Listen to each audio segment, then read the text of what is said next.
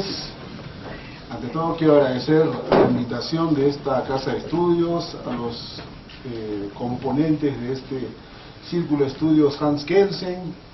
Yo no tengo más que palabras de agradecimiento porque para mí es un honor que se me invite a esta casa de estudios donde no me une más que amigos, que tengo muchos amigos que están presentes, algunos alumnos también que son de esta casa de estudios que de alguna manera me han buscado para compartir algunas experiencias académicas. Y así que vengo como invitado, soy digamos no tan extraño, pero estoy aquí y como se trata de un debate, vamos a comportarnos como extraños y como invitados, porque si no nos pueden echar de casa y no queremos eso. Venimos con una banderita blanca en son de paz. Esperemos que no sea tan aburrido el debate como el domingo, así que hay que poner algunas cositas también picantes, ¿no es verdad? En ese sentido, yo quiero empezar hablando sobre el neoconstitucionalismo. ¿Qué es esta figura? ¿Qué es esta institución? Si es doctrina, es modelo, es teoría. ¿Qué es neoconstitucionalismo? Todo arrancó el año pasado. Se habló de este tema y me invitaron para que asista como público y hubo algunas objeciones. La verdad que los organizadores nuevamente me dijeron, bueno, pues entonces, ¿por qué no debatimos? Listo, estamos acá presentes, porque creo que también, señores, esto es parte de lo que se debe hacer. Esto es una conferencia de verdad sobre casos nuevos, o sobre algunas situaciones, digamos, complicadas. Pero en estos aspectos, que es muy debatible, podríamos nosotros exponer nuestros argumentos. Y claro que el neoconstitucionalismo es un tema muy debatible, y muy importante, por cierto. Es muy debatible, como todo el derecho, si no me van a dejar mentir que hasta ahora no puede encontrarse una definición, un concepto del derecho unitario. O sea, nadie puede decir, esto es el derecho. Pasa lo mismo con el neoconstitucionalismo, porque se trata también de una doctrina, de algo que ha aparecido hace muy poco tiempo, pero que en esta parte del continente tiene especial arraigo. Hay mucha gente que se ha adherido a esta corriente.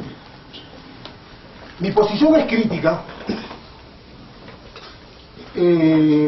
Pienso que el neoconstitucionalismo es una etiqueta nada más. Aquí el trasfondo filosófico aún no está establecido.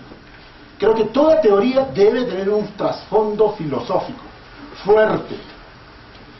¿Qué es lo que ha pasado con esto? ¿Cómo es que no aparece un trasfondo filosófico? Miren, solo para empezar con el nombre, neoconstitucionalismo, ¿cómo es que aparece esto? El nombre lo contaba Comanducci. Paolo Comanducci es profesor de la Universidad de Génova, rector de la Universidad de Génova. Comanducci decía que ellos, al interior de esta famosísima escuela del realismo jurídico genovés, decía, nosotros discutíamos sobre esta idea del constitucionalismo que está apareciendo, la primacía de la Constitución, la ponderación. Eso decía Comanducci. Estamos discutiendo entre los investigadores de la Universidad de Génova, entre ellos Mauro Barberis, entre ellos Ricardo Guastini, Susana Pozzolo, y Susana Pozzolo se le ocurre decir, mire, hay gente en España que está hablando sobre esta idea de constitucionalismo en desmedro del positivismo jurídico. Hay que llamarlos neoconstitucionalistas, así despectivamente. Y miren, de esta anécdota casi despectiva, de que Comanducci lo dice, hay que llamarlos neoconstitucionalistas a este grupo de personas que está pensando de esta manera, es que ellos sin darse cuenta, cala ese nombre, tiene un marketing increíble, y es que a partir de ellos, neoconstitucionalismo, pero no fue porque alguien los creó y que esto va a ser así y todo ello. Esta curiosidad es muy importante porque te das cuenta de que hay una corriente opositora. Casi como en forma despectiva, miren, estos se creen constitucionalistas, pero son neoconstitucionalistas. Y ahí aparece la discusión. ¿Por qué?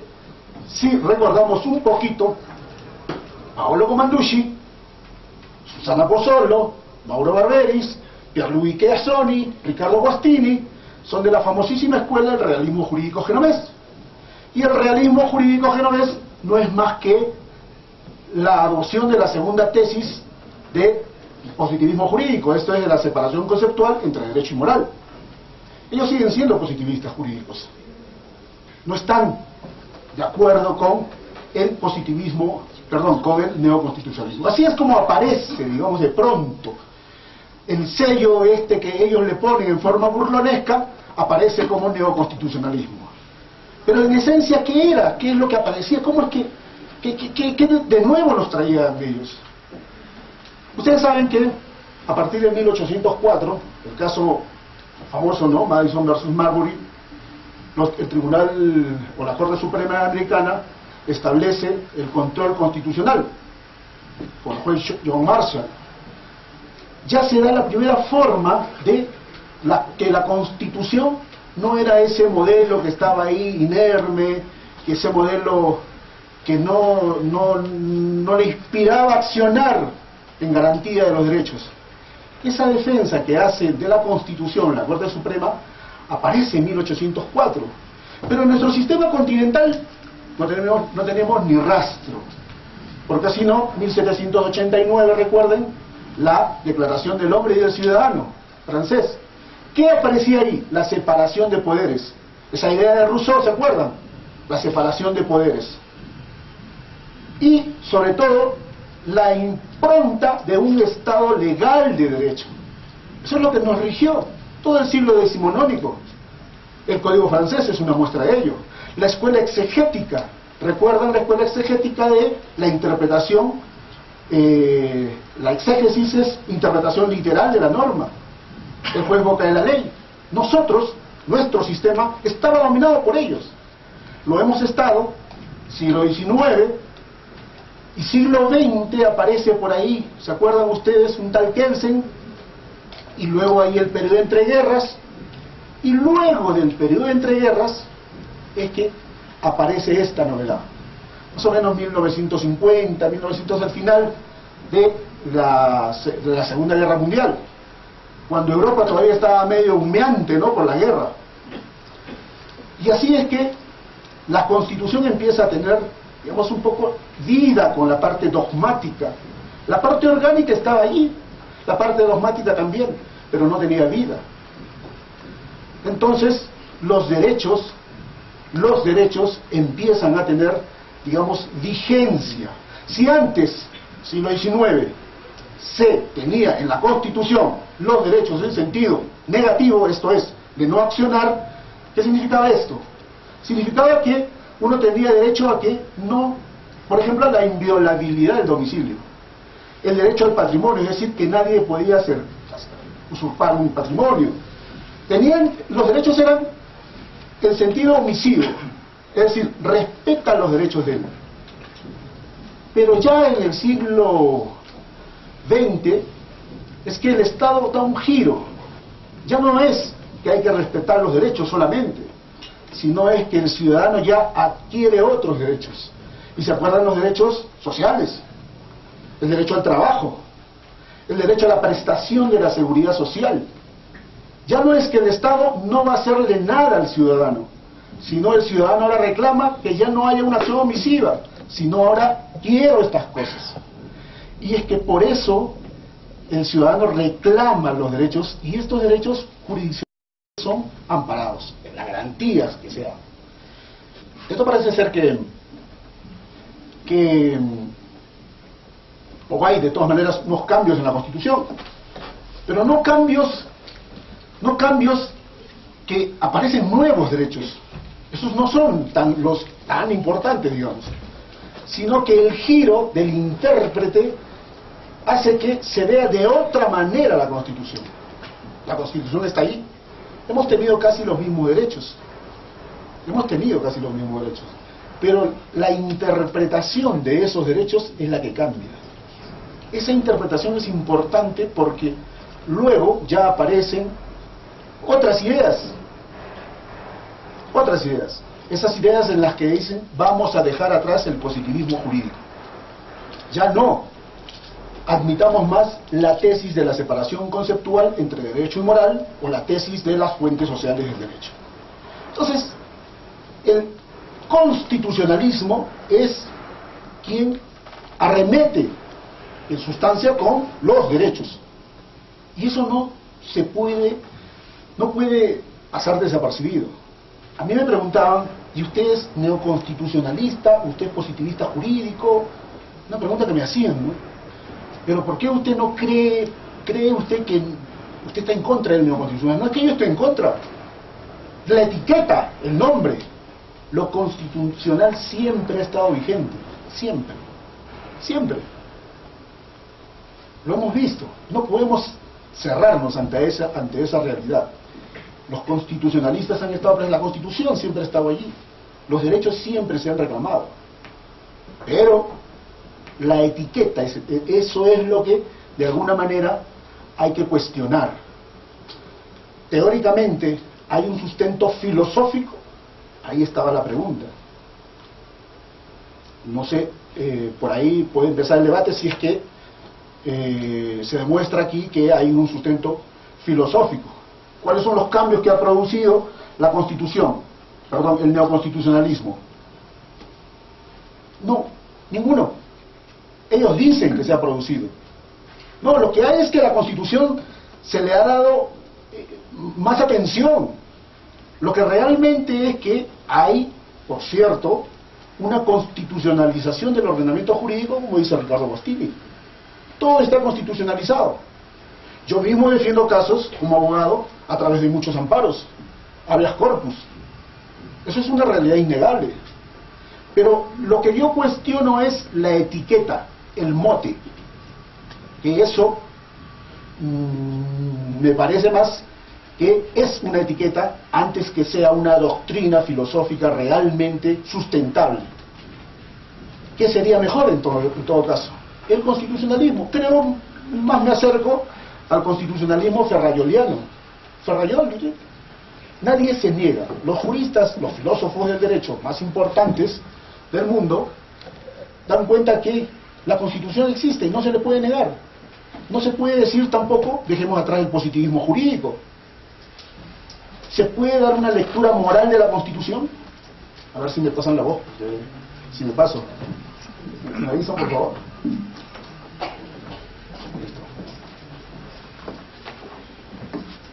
Hay, por cierto, muchas personas, muchos filósofos que están en contra de esta posición. Y lo están sustentadamente. Yo repito, en el derecho no se puede hablar ex cátedra.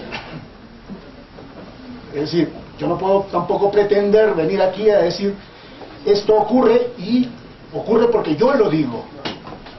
Yo simplemente describo lo que los juristas dicen y entonces uno se apoya, ¿no es verdad?, a alguna posición o puede apoyarse en otra posición. Esto es natural. No pretendamos aquí hablar ex cátedra, es decir, con la autoridad y que yo soy irrefutable. Simplemente son posiciones, las que uno puede estar de acuerdo o en contra.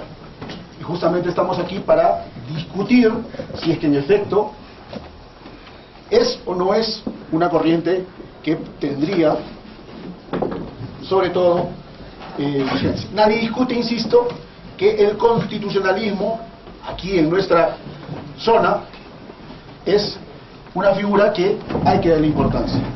Ahora, yo decía que la Constitución es material. La Constitución es material, esto es innegable, es garantizada, es omnipresente, establece una regulación principialista, se aplica mediante la ponderación, existe un modelo argumentativo de relaciones entre la Constitución y la legislación.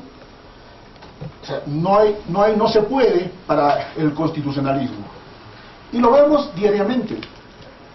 Ustedes ven lo que el Tribunal Constitucional emite diariamente. Hace 2 días el Tribunal Constitucional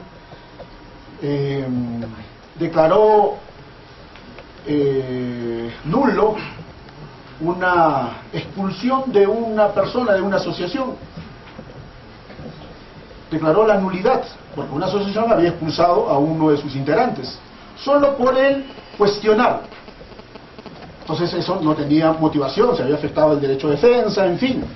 y estaba muy bien que el Tribunal Constitucional declarara la nulidad de dicha resolución. Pero lo que hizo el tribunal fue ir más allá. ¿Qué dijo? Cambien su estatuto.